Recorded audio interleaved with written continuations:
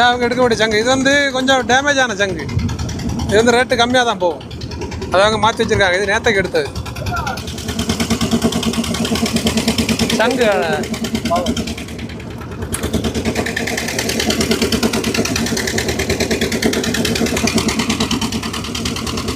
நேற்று பூசையெல்லாம் வச்சுட்டு வேறு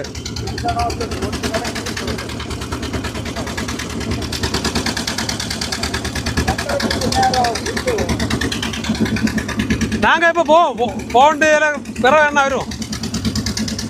இப்போ இந்த சங்கை எடுத்துகிட்டு வந்திருக்காங்க. இல்லை பாருங்க, இது இப்போ நமக்கு சங்கை காமிக்கிறதாக தான் அவங்க மேலே வந்தார். இல்லைன்னா தண்ணியிலேருந்து மேலே வரமாட்டாங்க.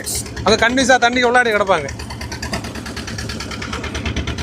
இது வந்து நல்ல சங்கு எவ்வளோ பெருசாக இருக்குன்னு பாருங்க.